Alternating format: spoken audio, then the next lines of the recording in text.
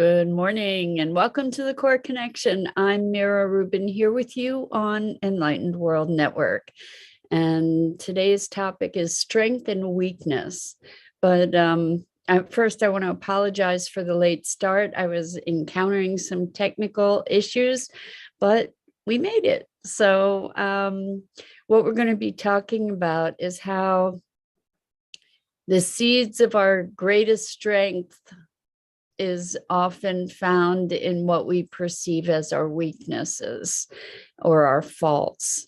I think it should be an interesting path of discovery this morning. Good morning, Rosalind. So good to have you here with us. Thanks for patiently waiting for me to show up this morning. I appreciate it. So, before we get started, let's take a minute or two to get present. So let's take a deep breath in through your nose and hold it. And imagine clean, crisp oxygen flooding your lungs, flowing into your bloodstream, nourishing all your cells and your organs and bringing vital life energy to your body and being.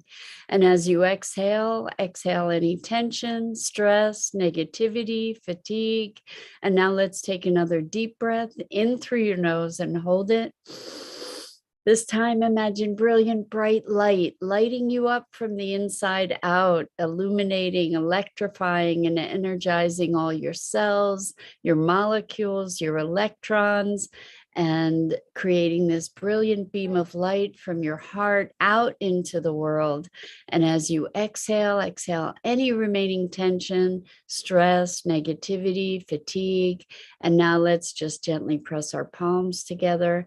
Very softly rub your fingers against your palms to feel the deliciousness of that sensation, the tickling and tingling, and allow yourselves to become present right here, right now, into this magnificent physical form that enables you to experience life. So welcome. Good morning. So today's topic is strength and weakness, and we often perceive we see faults in ourselves, right? We see things that we consider weaknesses or negative traits that we judge. And I'm inviting everybody to explore what the positive side of those traits might be, because there are polarities, right? Or we create polarities in our perceptions and in our experience. And so, for instance, stubbornness, right? You might perceive yourself as stubborn, or maybe other people tell you you're stubborn. And stubbornness generally carries a negative implication, right? What does it mean if you're stubborn? You're sticking to something. And there we have the positive side, right? Is that the positive side of stubbornness is determination, right? And commitment, and that's a strength, you know, to be able to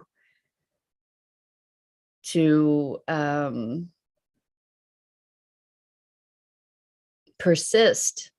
Good morning, Bernadette. Welcome. So good to have you here with us. So we often hear those two words joined together, stubborn determination, right? So that's where we can recognize the benefit to this particular trait that you might have. And I'm wondering, you know, like what kinds of traits do you have that you judge negatively that we might be able to find, and I believe more than likely that we might be able to find a positive side. So I think the thing that maybe flips something from the positive to the negative, perhaps, is the energy behind it. So determination is, stick-to-itiveness. That's something that comes from or is related to stubbornness. I'm thinking about that particularly and feeling into it. Stubbornness maybe has, as I'm thinking about it, there's a feeling of aggressiveness attached to it in my thinking of it in the moment. That there's a combative feel to it, whereas determination, well, you talk about putting your nose to the grindstone, putting blinders on, and just forging ahead. I guess that has some restriction to it as well, but it doesn't necessarily have to. We don't have to have blinders on to be determined, right? We can be focused, right? We can have clarity and allow that to feed our determination without the obstruction of the stubbornness, perhaps. And it's all linguistic, right? But our language in many respects shapes our experience. So I think it's valid and valuable to be looking at the impact of our language. So Rosalind says, if we receive our desires versus not so readily, the positive side of not having enough money or love helps shift the lack of this external circumstance to redirect someone to look at their values or embody love for self. So let's tease this apart. If we receive our desires versus not so readily. So what I'm thinking you're saying there is, if we stop resisting, then the positive side of not having enough money or love helps shift the lack of this external circumstance to redirect someone to look at their values or embody love for self. That's beautiful. Okay, so what you're talking about is a shift of awareness. So for instance, not having enough money, then shifting our awareness to our value and not valuing ourselves based on money. I'm thinking that's part of what you're saying there, for example. And feeling like not having enough love, you got it, you nailed it by saying that we really get to embody love for self. Okay, so that actually made me think of another trait that we can look at, the positives, the strengths and the weaknesses. We might consider ourselves or certain other people selfish because they're only thinking of themselves, big air quotes around that. And we also can recognize that by on a positive note, paying attention to ourselves and our needs is self-care, and helps preserve us to be able to be more generous to others.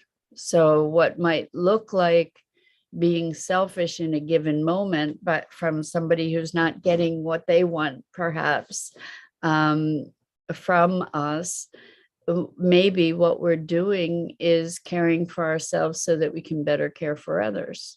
So being self-aware, that's another polarity, being self-aware versus self-absorbed.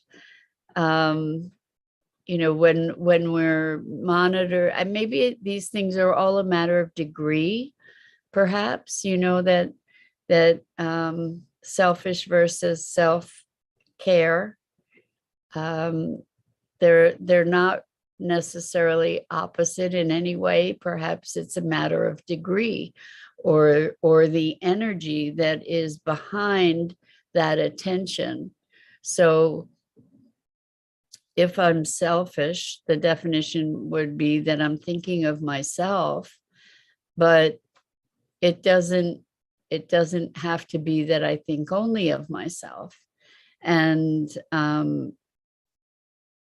there are moments when we need to choose self-care over being there in certain ways for someone else, because we might be so depleted. We need to replenish ourselves in order to be able to be a contribution, perhaps. So Bernadette says, I would think selfishness would depend on the situation. 100%. And it also, selfishness is also something that depends on the perception of the person judging something as selfish, right? So maybe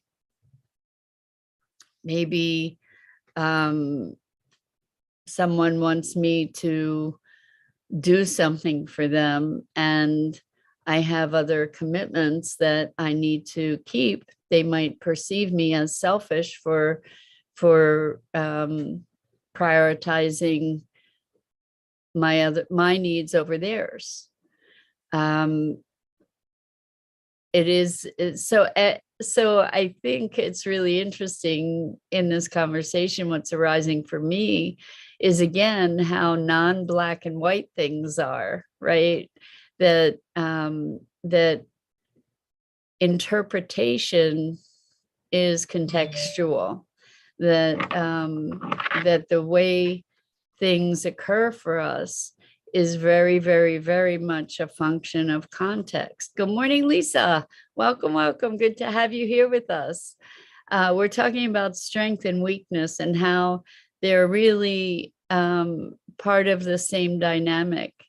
What we can perceive with something in excess, right? Something in excess, something good in excess can become a weakness. Like, even water, apparently, you could kill yourself with too much water, right? Drinking too much water, apparently. I don't know anybody who's done that. I don't know how much water it would take, but anything in excess, whether, even if it was good to start out with, in excess, it can become damaging. And actually, this strength and weakness kind of thing brings me to think about something that I see a lot in my work with people. And that is, people have a behavior that is damaging, that they want to be able to change. And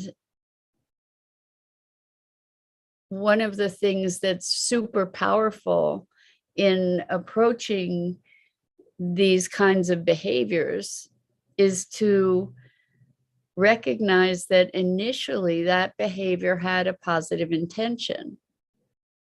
So, for instance, if I were in an abusive environment and I learned to stand up for myself and be defiant, that might have been a positive behavior in the context of that abusive environment. Maybe that's what saved me. Or for other people, perhaps being quiet, not speaking my mind, being really alert to what the temperature of the room was, so to speak. That hypervigilance would be a self-preservation tool, right? And then later in life, it shows up as not being able to stand up, not being able to speak my mind, not being able to assert myself, because it was life. My life was dependent upon not doing that in the past. So what started out as a really positive behavior, a life-saving type behavior, then becomes an impediment, right? Being defiant, maybe saved your life. And later in life, it becomes a challenge because you can't choose otherwise necessarily consciously. When we identify the positive intention for the original behavior, it often gives us access to untangling that pattern. And what we can do, this is actually really powerful technique, if you want to call it that, is to then dialogue with that behavior, and to say, hey, you know what, instead of fighting it, instead of trying to deny it, instead of trying to get rid of it, what we can do, and I've seen it be really effective, is to acknowledge that behavior and to say, hey, you know what, I get that you were you had a positive intention, and that initially it was an effective adaptation, an effective behavior, and I really appreciate that. And now it's not so positive anymore. This behavior is not as effective as it was. In fact, it's damaging. Maybe we can reassess together. Like, I get that your intention, obviously we're personifying the behavior, but it's a way that we can have gain some access. I get that your intentions are good and you're wanting to protect me and take care of me. Maybe we can renegotiate this to look at what might be a better approach, what might be more effective given the demands of this moment in time and this part of my evolution. And what happens is, I've seen it over and over, is that the part of our awareness that we're conversing with about this behavior comes up with other solutions. And it's really quite remarkable. So like, let's say, I'm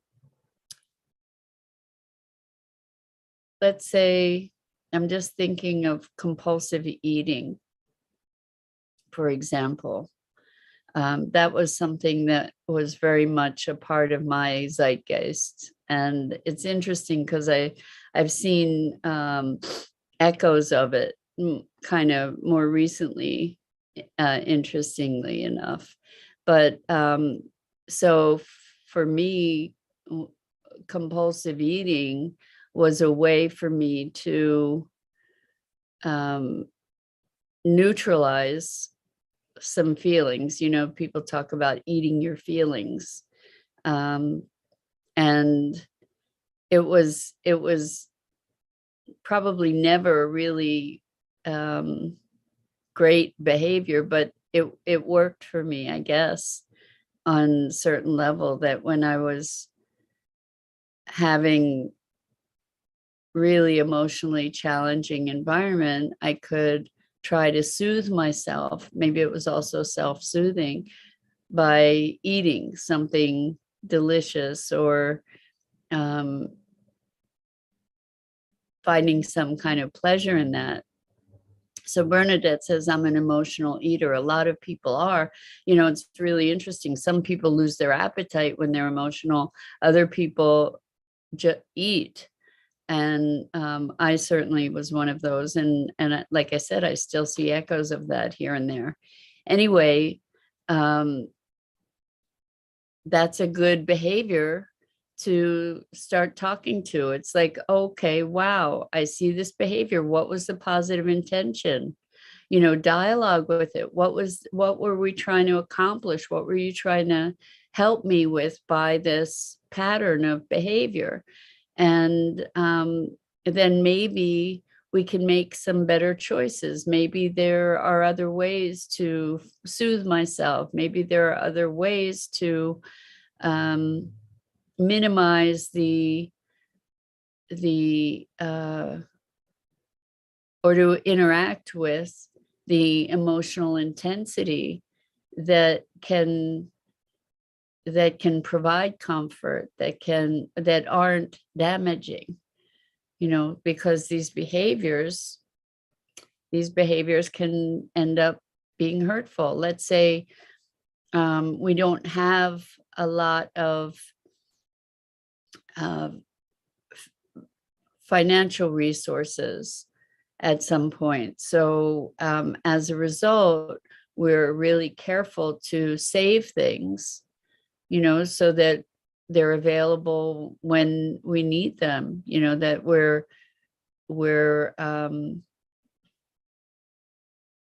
keeping the things that we might be able to reuse, for example, and repurpose. And then at some point that behavior translates into hoarding, because it was originally a matter of survival and safety to be saving things, and then that behavior can populate out into kind of a hoarding out of fear of loss. And so then we can talk to that behavior and say, here originally it was a positive behavior. It helped us to have what we needed to be able to get through. And then that behavior kind of ramped up and went wild, and we became more, over the threshold, right? Where it just became a destructive behavior. And so maybe we get to talk to that behavior and say, okay, so what's up with that? What are you trying to accomplish? Now, in that behavior, if you reassess what else might be available, how else might we accomplish that first and initial objective? So while it's a construct to be having this kind of dialogue with yourself, or your behavior, your other than conscious awareness that's created this behavior for your betterment, when we can contact the intention, then we can dialogue with that brilliant part of ourselves that's solving all these things for us, and ask it to come forward with a better and more fitting solution for the current circumstance, right? Because it kind of went on autopilot and then ran amok. And so we get to reevaluate it when we bring our awareness to that, when we bring our conscious intention to that. It often enables us to activate that part of ourselves to generate new solutions, which can be a lot more powerful for the present moment. So strength and weakness, right? That